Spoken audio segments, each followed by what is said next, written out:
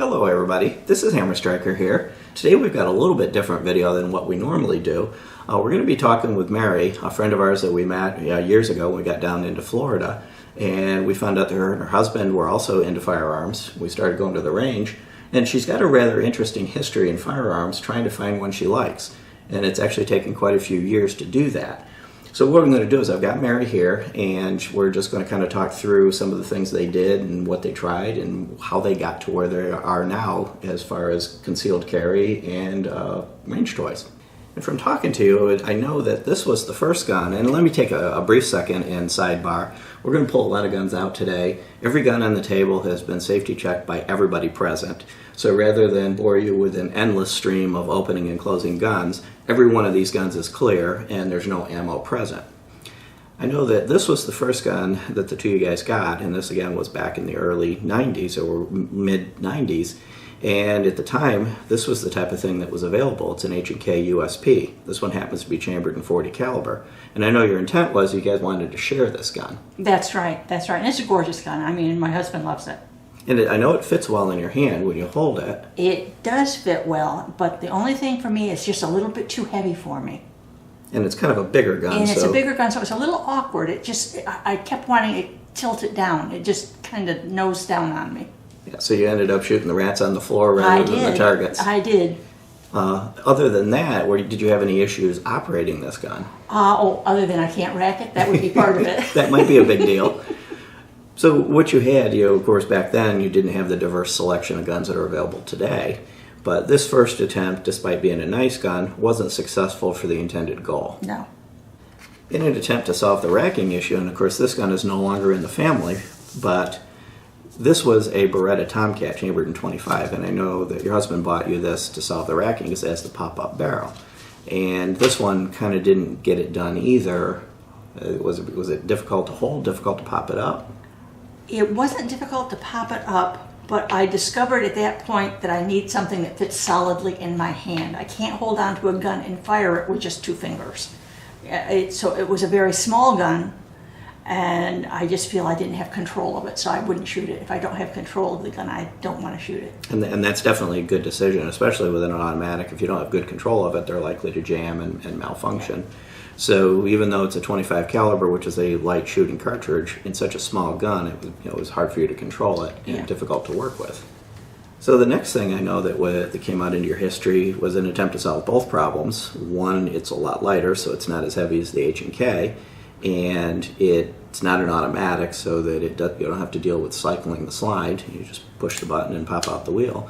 This is a Smith & Wesson Airweight chambered in .38 Special. Right. And I love this gun, but when we first got it, it was a little difficult because, again, as much as I love the gun, I don't have a good feel for it. I know it's not popular, but I want my whole hand on the grip. So that was actually able to be solved, and this additional grip was brought that gave you a full three-finger grip. Full three-fingered grip, which is exactly what I needed for my gun. And then I fell in love with this gun. I've been using it for years. Yeah, and even to this day, this one is one that you still go back Absolutely, absolutely. And we had these at our channel for a couple of weeks when we put some trigger upgrade kits in them to make the triggers a little smoother. Yes. I remember that. Yes. So this actually was, we were 3 guns in and we found a winner at that point. The only limitations you've got, you're limited to 5 rounds or a little bit thicker. You don't have interchangeable magazines, but you actually found something you could put by the side of your bed and that you could carry when you wanted to. Exactly. I could reach it, grab it, move it, and I was sure of it. And you were confident that you I actually was confident that I had control of it. So that's the next step. .38 Special for carry is all well and good, but it can get old at the range after a long day. So this .22 that holds, I believe this one holds 8 rounds, came into the picture. Same basic design, same basic gun, but this one is for fun, and this gives you an example of that 3-finger grip. It's light, it's fun, and I can shoot that just about all day and just have a ball with it. Yeah, I know every time we go out with you, that gun shows up. Absolutely. Regardless of whatever else shows up, that's on the scene. Yep.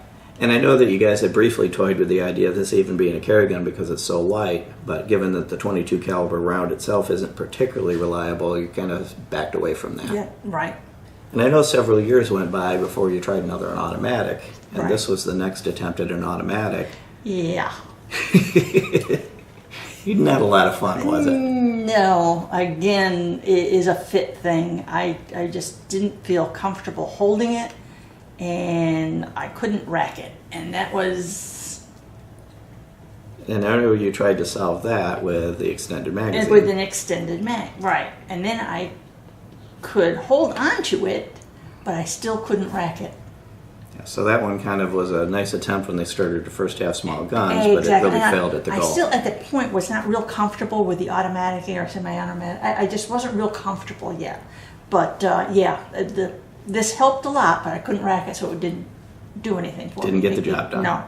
And of course, this one's a P32 because it's chambered in 32 ACP, which is a caliber you really don't see popularly used today anymore because there's much better things like 380 and similar footprints. So after the failed attempt at the Kel-Tec, of course, you've got an itch now. You want another gun that you like. I was so comfortable with the revolver.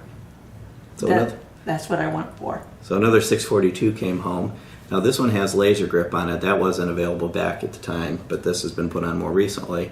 And that kind of shows this gun's holding the test of time. That from mid 90s to late 90s to current time, this gun is still in the collection and it's just been enhanced. This one's got the trigger enhanced, and these have been your go-to for quite some time.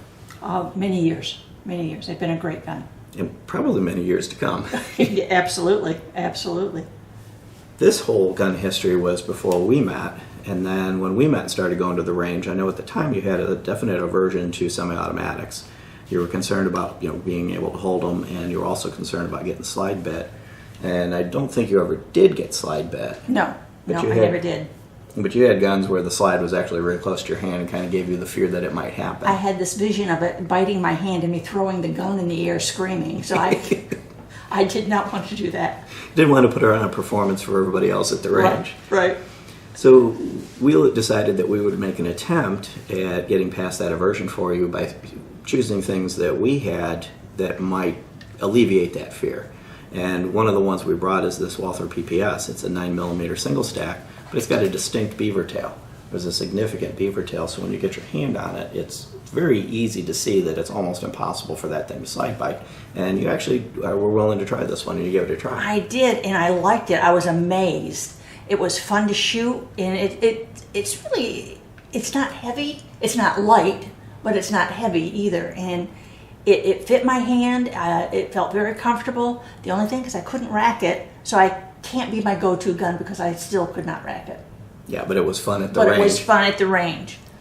And once we broke that barrier, then you tried quite a few different automatics. Yeah. You even fired my Glock 29 10mm. I did. More than once. But before we jumped straight from a Walther PPS to a 10mm, we looked at other options that we had that might reinforce the fact that you could comfortably fire semi-automatics, and we knew you liked 22. And if there's going to be a gun with a beaver tail, man, this is it. I can get my whole hand in there and don't have to worry about getting slide bit. So we had one of these and we brought it, and this one isn't ours, this one's yours. This one is mine. Now, this one is a little heavy, but I do love this gun. It fits in my hand, I have control, and it is great at the range. I enjoy the heck out of it. And that's one thing, too, is that you do spend a lot of time at the range. Yeah. You shoot your carry gun, you shoot fun guns like this, things just to have some entertainment. And so the range is a place that you like to be. And that helps with your accuracy and your comfort level that you're going to be able to do what you need to do. Exactly.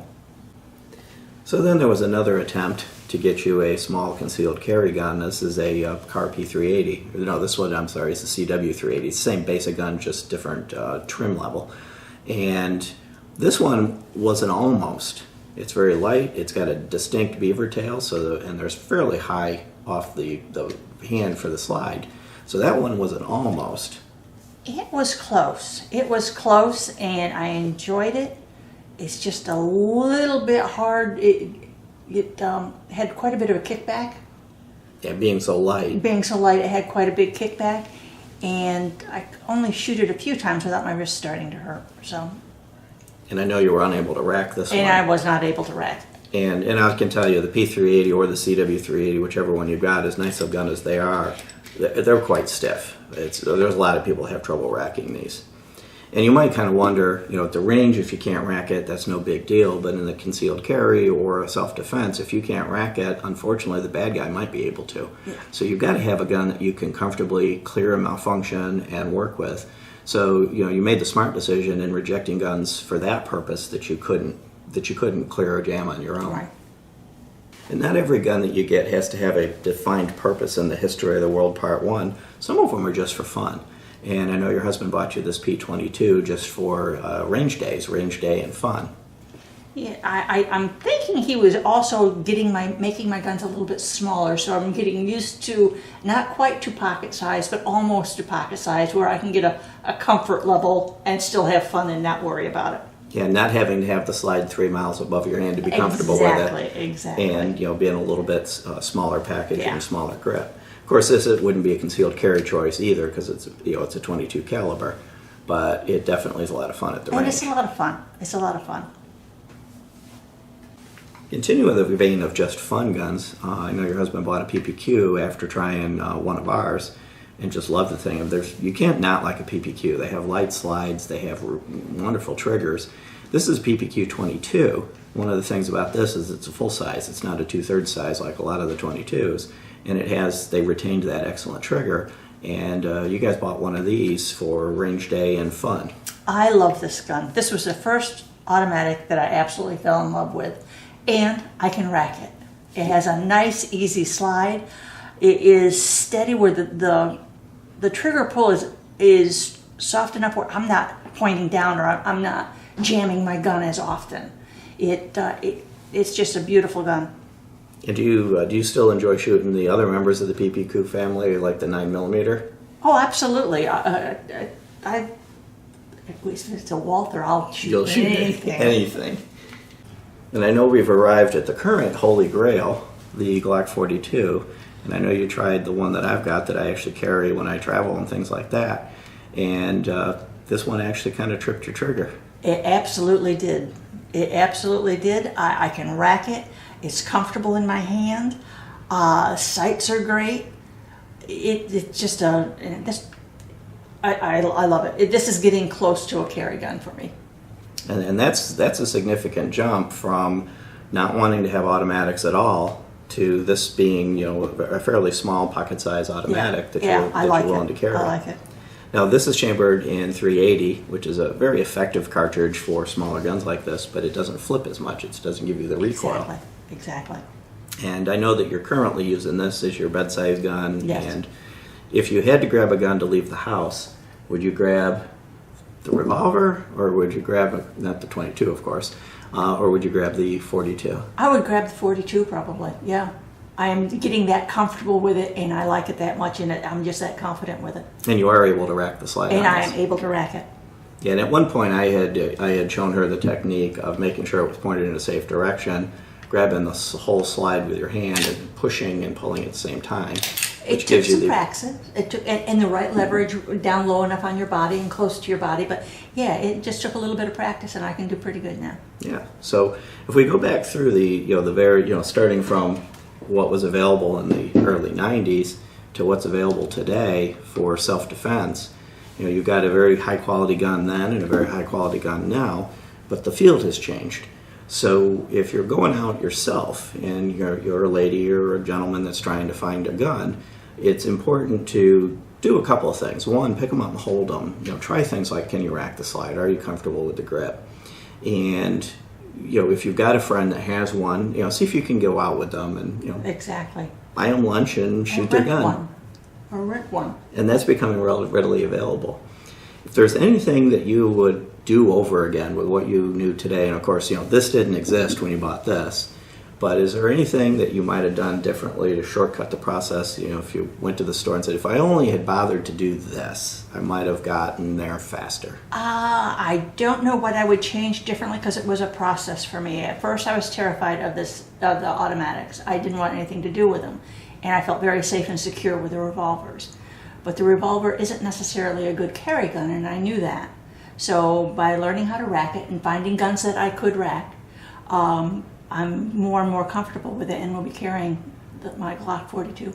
Cool. And I think one of the morals that we might take from that is be willing to try different things, and don't necessarily expect to go to the store, pick up the first gun that you get your hands on, and that's going to be the one that's going to do it. And don't let anyone tell you the one you're supposed to carry. It has to be comfortable. Yeah, and if you don't like it, you're not going to be comfortable with Right, it. right. Well, thank you for your time, Mary. I've enjoyed chatting with you, and I enjoyed going to the range with you. Might even go to the range tomorrow now that all this stuff is out and kind of got the itch. But beyond that, if you like our videos, please give us a thumbs up, subscribe. Don't forget to check us out on Patreon and Facebook, and have a great day. Thank you.